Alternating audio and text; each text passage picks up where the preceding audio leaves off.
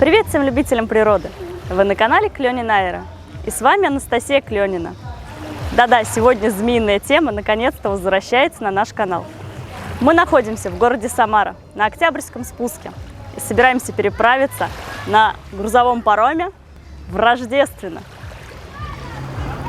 Сегодня мы планируем посетить Объединенное рождественское лесничество Национального парка Самарская Лука. Именно там находятся самые змеиные места. Это всем известный Змеиный Затон, как следует из названия, и вообще окрестности села Шелихметь, Рождественно и Подгоры. В этих заповедных уголках мы планируем провести несколько дней. Погода стоит отличная, дождей не обещают. И это значит, что у нас есть шансы на успех – поймать очень много змей.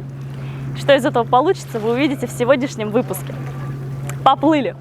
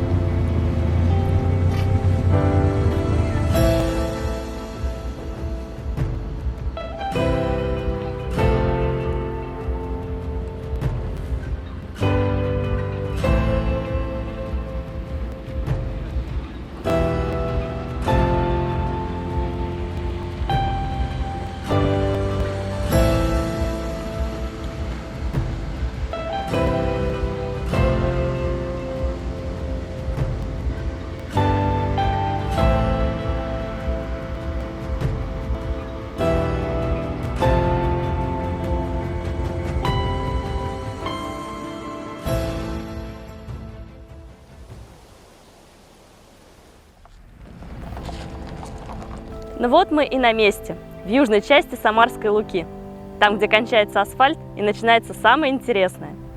Друзья, я хотела бы напомнить, что Самарская Лука – это национальный парк, это особо охраняемая природная территория, и посещение здесь осуществляется по путевкам, которые можно приобрести в конторе Рождественского лесничества или на сайте национального парка, то есть даже через телефон.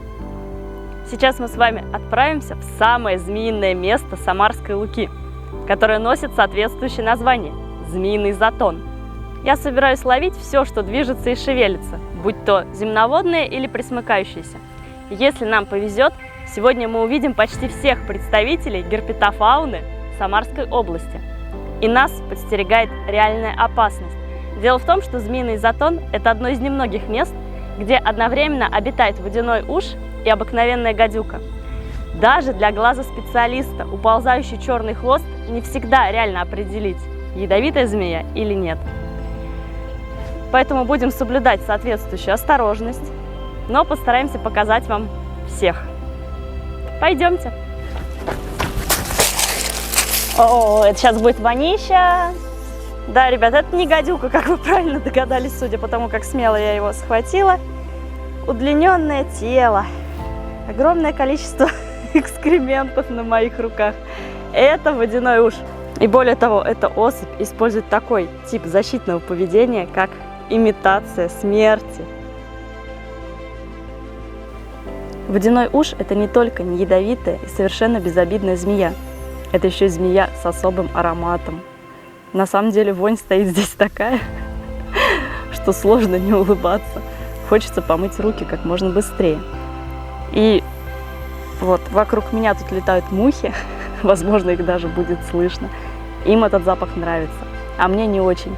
И отмывается он очень тяжело. Дамочка нам попалась очень сговорчивая, сидит спокойно, и, может быть, она будет не против, если мы заглянем ей в пасть. Я хотела показать, что ядовитых зубов у наших ужовых змей нет.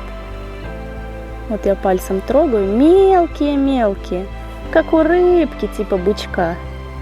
Они, конечно, цепляются, особенно против их роста, для того, чтобы рыбу такая змея могла заглотить в случае водяного ужа.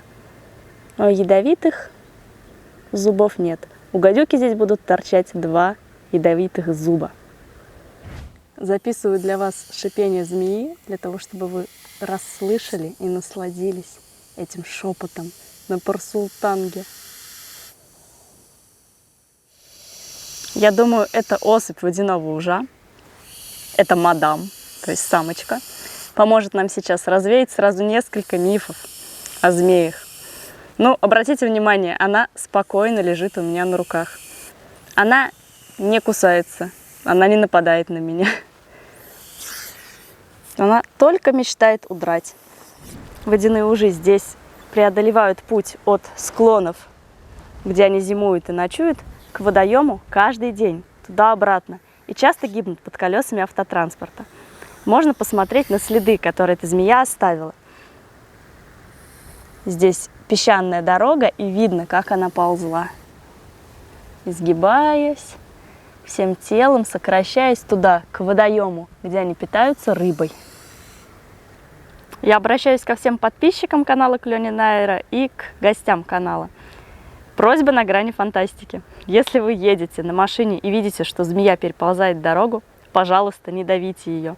Хотя бы объедьте. Отпустим тебя.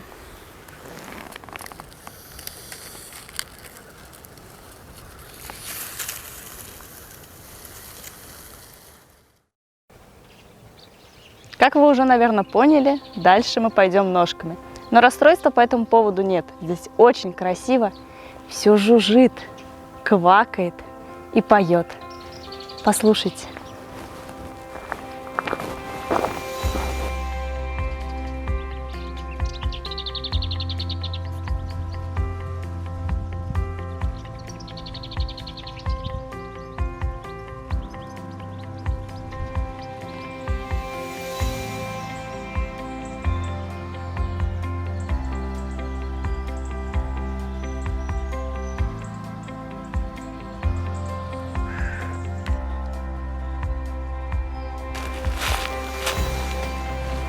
Стойте! Вы это слышите?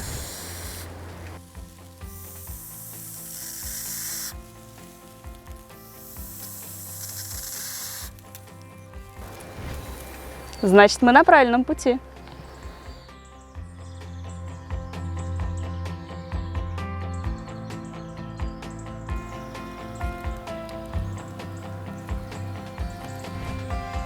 Ребят, посмотрите, кто мне сегодня попался.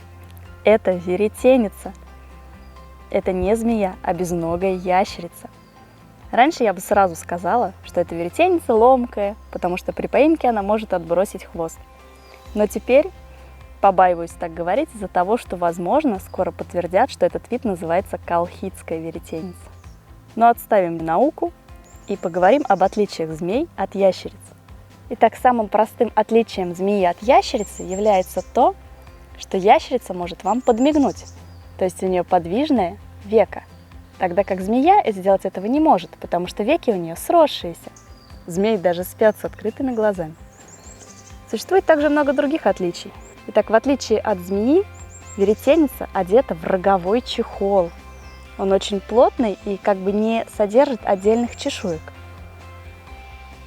Посмотрите внимательно на ее голову. Видно, что она такая же, как у ящерицы. Кстати, у этой особи поврежден хвост. Обычно он даже длиннее, чем туловище. Вот видно, кончик отломанный. У нее, конечно, отрастет новый, но это потребует большого количества ресурсов. Древняя рептилия. Динозавр или дракон. Просто посмотрите на нее. Она прекрасна. Думаю, мы достаточно посмотрели на нее. Давайте отпускать.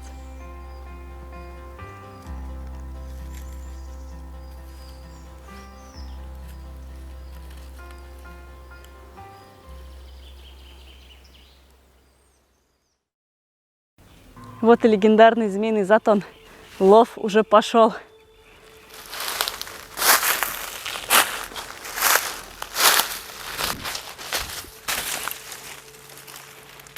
Опаньки. Готовенький. Бедняжка притворился мертвым. Он не знает, что мы ему ничего не сделаем.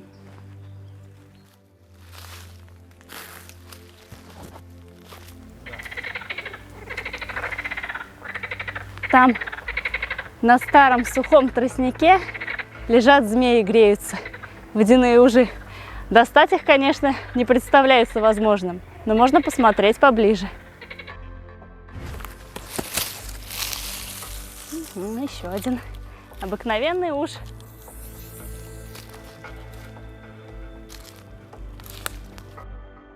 Нам удалось обнаружить место массового спаривания водяных ужей. И внезапно это совсем не суша, а ветви утонувших кустарников. И прямо на них они спариваются. Хорошее место выбрали, там их даже я не достану. Это хорошо, значит, они в безопасности. Ну вот мы и подошли к конечной точке нашего путешествия. Это Вислый камень над Змеиным затоном. Вот он, наш улов. Хочу сказать, что это не очень много, но и мы брали не всех. По пути провели маршрутный учет и сняли необходимые морфологические признаки у этих особей. Конечно же, все они будут выпущены в природу.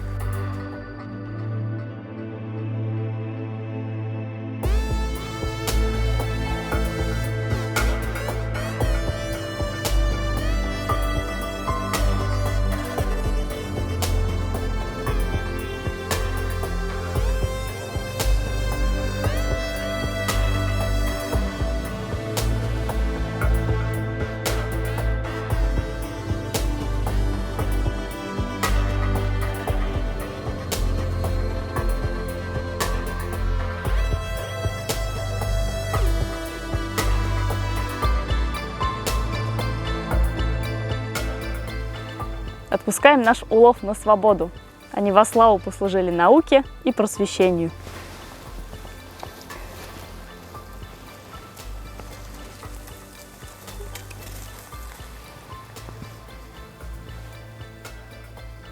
Не все поверили своему счастью. Давайте, вы свободны, ползите, мои хорошие. Ползите куда хотите. Ну а с вами был канал Клёнина Айра и Анастасия Клёнина. До новых встреч!